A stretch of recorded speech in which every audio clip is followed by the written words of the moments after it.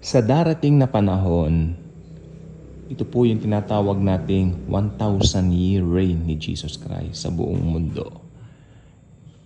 Palagay ko, ito po yung panahon na talagang masasabi tahasan ng buong mundo, Jesus is Lord all over the universe. Okay? Kasi wala po si Satan, nakakulong si Satanas. Okay? Kumbaga, ang nasa pedestal lang ang Panginoong Hesukristo. That's a very wonderful 1,000-year event. And I love that. Dahil tayong mga Kristiyano, we are really longing for that to happen. Tayo, yung naghihintay. Lord, kailan ba magaganap ito?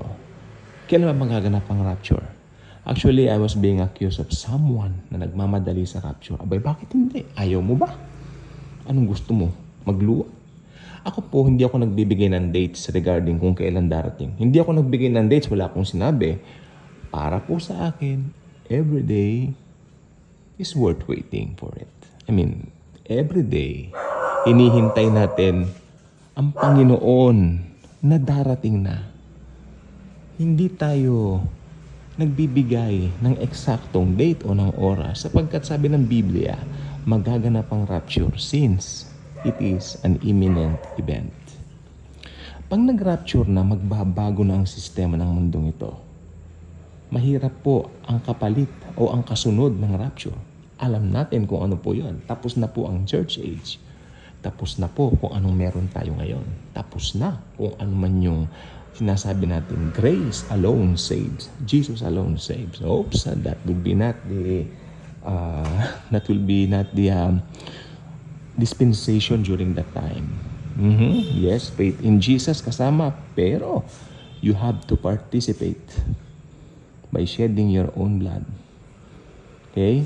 Magpapugot din kayo ng ulo dahil yun po ang tinatawag na shedding of blood. That without it, there will be no remission of sins. Okay? I don't need to, anong tawag dito? To repeat it. Ang alam ko lang po this morning, someone commented na lahat daw ng mga tao mag-get through sa tribulation. Both Christians and non-Christians. That's a lie. Hindi po. Ang mag-get through po dito sa tribulation at great tribulation, yung mga hindi Kristiyano, kukunin po talaga ni Jesus ang church. Maski ano ang sabihin sa akin ng mga hindi naniniwala dyan, kulang lang sila sa aral.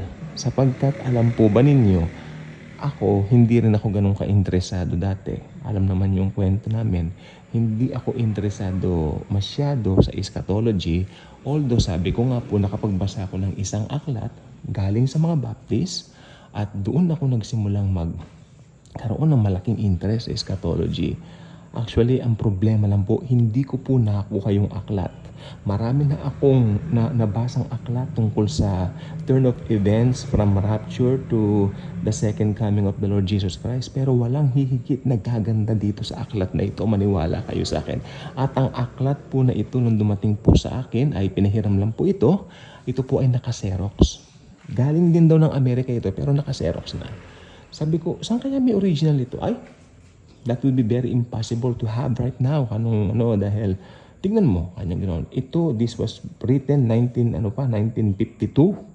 Akalain nyo, 1952. Meron na silang talagang maayos, na chronological na mangyayari. Ganon din sa ngayon, pareho din. They also believe that the Antichrist will be from UN. So, talagang matagal na po yung yan. So matagal na pong pinaniniwalaan talaga na pre-trib rapture is the truth. Okay? Ngayon, kung hindi pa sila siguro ready maniwala, wala po tayong magagawa doon. Pero the truth will stands the same. Hindi po magbabago yan. So tanggapin nyo man kaya hindi. Anytime po rapture na. Okay? Wala akong binanggit na data. Anytime rapture na. Dahil ang pagbabago sa mundo, sobrang-sobra po. Okay? At doon, mahusay din ang libro yun kasi hindi sila naniniwala na makikilala yung Antichrist before the rapture. They also believe in that book na yung Antichrist marireveal after the church were being raptured. Okay? Talagang accurate siya. Ang problema lang, hindi ko nakuha yung book dahil hindi ko nakuha yung eksaktong title ng book dahil yung cover niya mismo ang labo ng pagka-Xerox.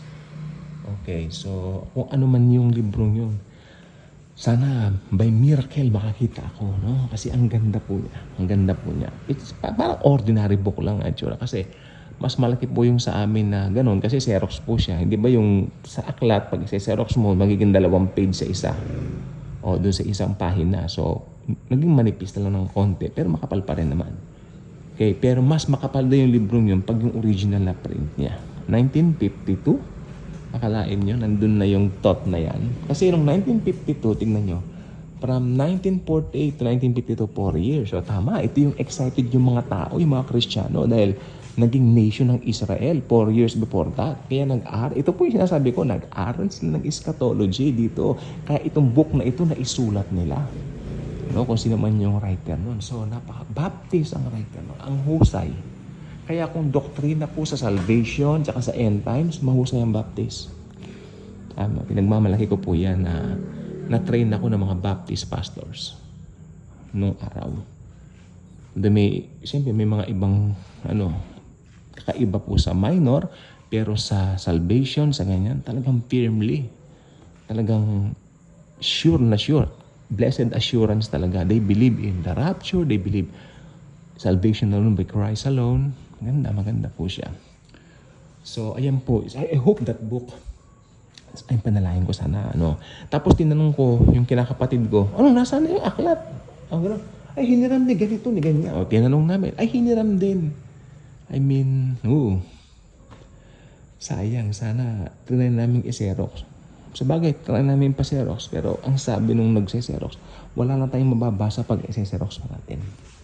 Dahil sa totoo lang, itong aklat na ito, mukhang isinerox pa, 19 kopong-kopong pa rin. Nung kauumpis lang yata ng Xerox. Siguro, it was being Xerox 1970s pa.